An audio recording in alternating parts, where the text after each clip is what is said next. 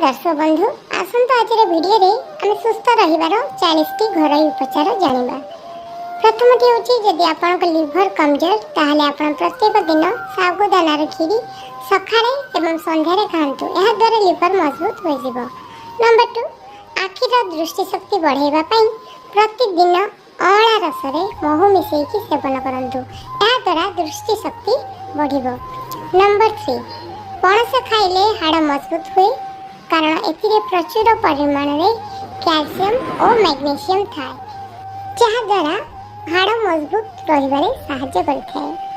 Number 4 जदि आपनक पेट रे gas होछि ताहले आपण कोन करंतु ना दालचीनी को गोटे पाउडर करकरी ताको उषुम पानी सहित पियंतु। एहा द्वारा पेट रे जो गैस समस्या थाए ताहा दूर होइथाय। दर्शक बंधु आपण माने जदि प्रभु जगन्नाथ को भक्ति करती ताहले कमेंट बॉक्स में जय जगन्नाथ एवं जय माँ लक्ष्मी अवश्य लिखंतु। नंबर 5 जदि आपनका हाथ सुखिला पड़ जाउथे तेबे क्षीर सहित लेंबू रस मिसेकी प्रत्येक दिन लगांतु। एमिति 30 दिन जाए लगांतु। एहा द्वारा आपनका हाथ बहुत सुंदर देखिबाकू लागिबे। नंबर 6 डाळिंबर रस को टिके उषुम करिकि छोट पिलां को पियाइले बांती हेबा बंद हो जाइथे। नंबर 7 लेंबू उपरे अल्प चीनी पकेकी खाइले मुंड बुलाइबा बंद हो जाए। नंबर 8 गोरा हेबा पई चाहुचंती तो राति रे कच्चा क्षीरर जो मलई चेहरा रे लगांतु एवं सकाळु चेहरा को धोई दियंतु। एहा करिबा द्वारा आपनकर चेहरा सफा हो जिवो। नंबर 9 हाथ गोड़ यदि बधिरा हो जाउची ताहले गोटे चम्मच महूरे आधा चम्मच लेंबू रस को गोटे ग्लास पानी रे मिसेकी 30 दिन पर्यंत पियंतु। देखिबे एमिति हाथ गोड़ा बधिरा हेबा नहीं। नंबर 10 जने व्यक्ति खाउथिबा खाद्य 24 घंटा मध्य शरीर मल एवं मूत्र द्वारा बाहरी जावा उचित नचेत व्यक्ति असुस्थ हो जिवे। नंबर 11 आमे पिउथिबा पानी 4 घंटा मध्य शरीर झाड़ किंबा परिस्रा द्वारा बाहरी जावा उचित नचेत आमे असुस्थ हो जिवा। एबा आसन जानिबा नंबर 12 प्रतिदिन किसमिस खाइले आपनक ओजन बढ़िबो ता सहित पेट जनित समस्या जदि किछि थिबो ताहा दूर होई जिवो। दर्शक बंधु आपण तो ए जे टिप्स देखलेनी वीडियो तो भल लागुथिबो भाबुची। वीडियो भल लागुथले प्लीज गोटे लाइक कर दियंतु छोटो लाइक टे। एबा आसन जानिबा 13 नंबर राति रे सोइबा समय रे आधा चम्मच सुंठीर चूना गरम पानी सहित सेवन कले सबु प्रकारर पेट जंत्रणा दूर होइथाय। नंबर 14 जदि ओठर रंग गाढ़ लाल देखा जाए तेबे यह लिवर कमजोर हेबार संकेत अटे। नंबर 15 व्यक्ति निश्वास नेउथिबा समय रे प्राणवायु किछि सेकेंड मध्य बाहर को आसीबा उचित नचेत व्यक्ति को मृत्यु होई पारे।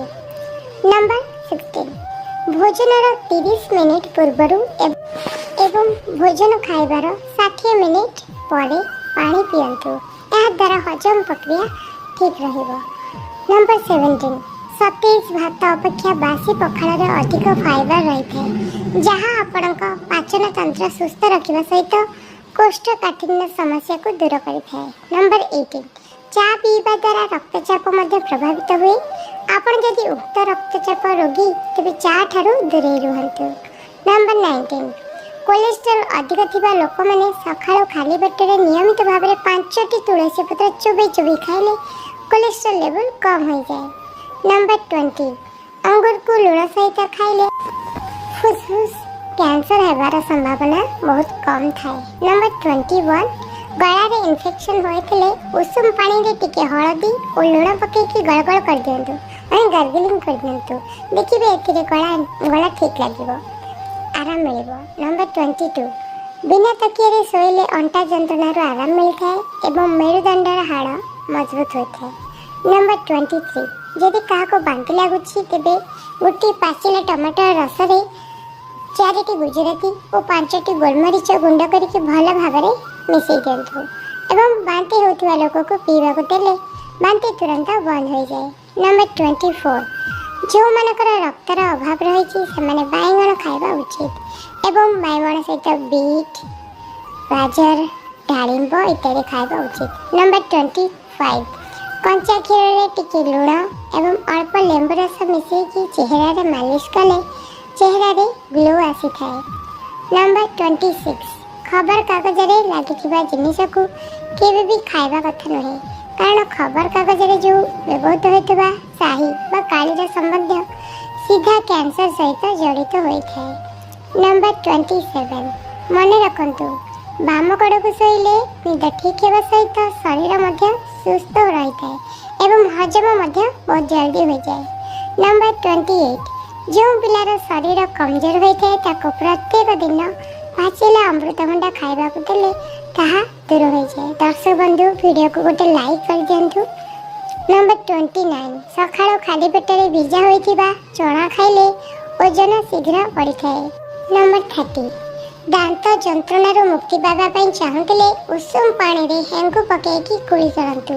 देखिए दांत जंत्रणा बंद हो ना आप कौन करेंगे ना गोटे लवंग नहीं दांत रे जाकी देवे जो जो दांतटा पोक खाई देखिए दांत जंत्रणा बिंधा जहाँ हो तो सब दूर हो।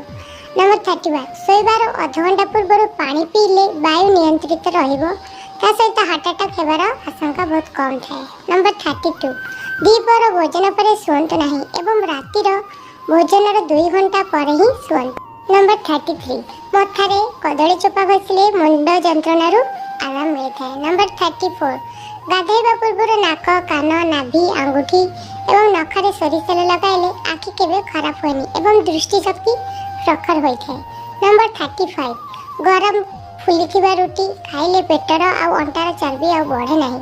नंबर 36 सकाळ उठी 2 ग्लास उषुम पानी पीले शरीर रे इम्यूनिटी पावर बढ़ी थाए माने रोग प्रतिरोधक शक्ति बढ़ी थाए एवं रक्त बढ़िया सहित चेहरा रे चमक आसी थाए एवं आपण मानंकु पतला करिबारे मध्ये सहाय्य करिथाए।